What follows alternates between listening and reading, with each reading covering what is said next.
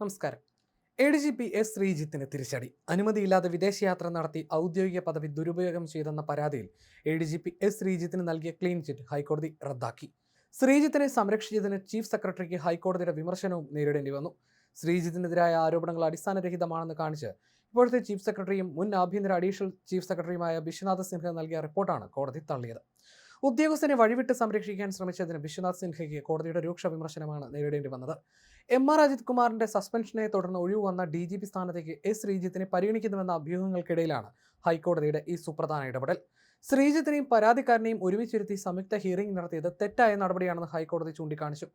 സംയുക്ത ഹിയറിംഗ് നീതിയുക്ത രീതിയല്ലെന്നും കോടതി വ്യക്തമാക്കി. പരാതിക്കാരന് പല കാര്യങ്ങളും അതോറിറ്റിയോട് പറയാനുണ്ടാകുമെന്നും അതിൽ ADGP S ശ്രീജിത്തിനെതിരായ തെളിവുകൾ ഉണ്ടാകുമെന്നും കോടതി പറഞ്ഞു. ചീഫ് സെക്രട്ടറിയുടെ നടപടി പരാതിക്കാരനെ സങ്കടത്തിലാക്കുന്ന തരത്തിലുള്ളതാണ്. പരാതിക്കാരന് ആരോപണം തെളിയിക്കാൻ ശരിയായ അവസരം നൽകിയിട്ടില്ല. മുതിർന്ന ഉദ്യോഗസ്ഥനിൽ നിന്നും ഉയർന്ന അച്ചടക്കവും നീതിപൂർവമായ നടപടിയുമാണ് പ്രതീക്ഷിക്കുന്നത്. എന്നാൽ അത്തരമൊരു നടപടിയല്ല ഉണ്ടായിട്ടുള്ളത്. ക്ലീൻ ചിറ്റ് റിപ്പോർട്ടിൽ കൃത്യമായ തീയതി പോലും രേഖപ്പെടുത്തിയിട്ടില്ലെന്ന് കോടതി വിമർശിച്ചു. തെളിവുകൾ ഇല്ലാതാക്കാൻ സംയുക്ത ഹിയറിംഗ് വഴി സാധിക്കുമെന്ന കണ്ടെത്തലാണ് കോടതിയുടെ വിമർശനം. അനുമതിയില്ലാതെ വിദേശയാത്ര നടത്തിയെന്ന പരാതിയാണ് S ശ്രീജിത്തിനെതിരെ ലഭിച്ചിരുന്നത്. പരാതിക്കാരനായ ദിവിൻ ആഭ്യന്തര വകുപ്പിനുൾപ്പെടെയാണ് പരാതി നൽകിയിരുന്നത്. തുടർന്ന് നടപടി വൈകിയതിനെ തുടർന്നാണ് ഇയാൾ ഹൈക്കോടതിയെ സമീപിച്ചത്. ദിബിൻ ഇടവന എന്നയാളാണ് ശ്രീജിത്തിന്റെ അനധികൃത വിദേശയാത്ര ചൂണ്ടിക്കാട്ടി പരാതി നൽകിയത്. അനുമതിയില്ലാതെ വിദേശയാത്ര നടത്തി യൂണിഫോമിൽ പരിപാടിയിൽ പങ്കെടുത്തു തുടങ്ങിയവയായിരുന്നു S ശ്രീജിത്തിനെതിരായ പ്രധാനപ്പെട്ട ആരോപണം. എന്നാൽ ഇതിൽ ശ്രീജിത്തിന് ക്ലീൻ ചിറ്റ് നൽകുന്ന റിപ്പോർട്ടാണ് സർക്കാർ തലത്തിൽ നിന്ന് കോടതിയിലേക്ക് എത്തിയത്. അതിലാണ് കോടതി കടുത്ത വിമർശനം രേഖപ്പെടുത്തിയിരിക്കുന്നത്.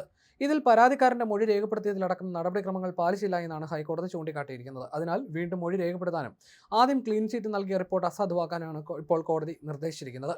പരാതി നൽകി നടപടികൾ വൈകിയതോടെയാണ് പരാതിക്കാരൻ ഹൈക്കോടതിയെ സമീപിച്ചത്. തുടർന്ന് പരാതിക്കാരനെ കേട്ട് 3 മാസത്തിനകം ഉചിതമായ തീരുമാനമെടുക്കാൻ അന്ന് ആഭ്യന്തര അഡീഷണൽ ചീഫ് സെക്രട്ടറി ആയിരുന്ന വിശ്വനാഥ് സിൻഹയോട് കോടതി നിർദ്ദേശിച്ചിരുന്നു. എന്നാൽ ഈ നിർദ്ദേശം പാലിക്കുന്നതിൽ ഉദ്യോഗസ്ഥന് വീഴ്ചയുണ്ടായെന്നും പരാതിക്കാരനായ ദിവിന് കാര്യങ്ങൾ വിശദീകരിക്കാൻ ശരിയായ അവസരം നൽകിയില്ലെന്നും കോടതി കണ്ടെത്തുകയായിരുന്നു. ആരോപണ വിധേയൻ മുതിർന്ന പോലീസ് ഉദ്യോഗസ്ഥനായതിനാൽ പരാതിക്കാരന് സ്വതന്ത്രമായി കാര്യങ്ങൾ അവതരിപ്പിക്കാൻ സാധിച്ചില്ലെന്നായിരുന്നു കോടതിയുടെ പ്രധാന നിരീക്ഷണം. പരാതിക്കാരനെ വീണ്ടും കേട്ട് വിജിലൻസ് ഡയറക്ടർ സമർപ്പിച്ച റിപ്പോർട്ട് കൂടി പരിഗണിച്ച് പുതിയ തീരുമാനമെടുക്കാൻ കോടതി നിർദ്ദേശിച്ചു. എല്ലാ നടപടികളും 3 ആഴ്ചയ്ക്കകം പൂർത്തിയാക്കണം. ഹർജി ഓഗസ്റ്റ് 18 വീണ്ടും പരിഗണിക്കും.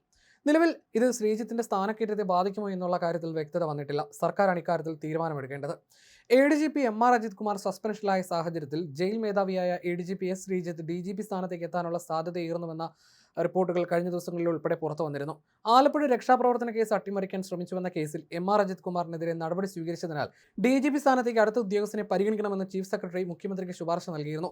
അജിത് കുമാർ സസ്പെൻഷനിലായതിനാൽ സ്വാഭാവികമായി അടുത്ത ഉദ്യോഗസ്ഥന് സാധ്യത വരുമെന്നും സർക്കാരാണ് ഇക്കാര്യം തീരുമാനിക്കേണ്ടതെന്നും ആഭ്യന്തരമന്ത്രി രമേശ് ചെന്നിത്തല നേരത്തെ പ്രതികരിച്ചിരുന്നു.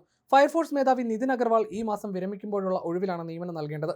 കഴിഞ്ഞ സർക്കാരിന്റെ കാലത്ത് ഡിസംബറിൽ ചേർന്ന സ്ക്രീനിംഗ് കമ്മിറ്റി 1995 ബാച്ച് ഉദ്യോഗസ്ഥരായ സുരേഷ് രാജ് പുരോഹിതിനെയും MR അജിത് കുമാറിനെയും DGP സ്ഥാനത്തേക്ക് ശുപാർശ ചെയ്തിരുന്നു.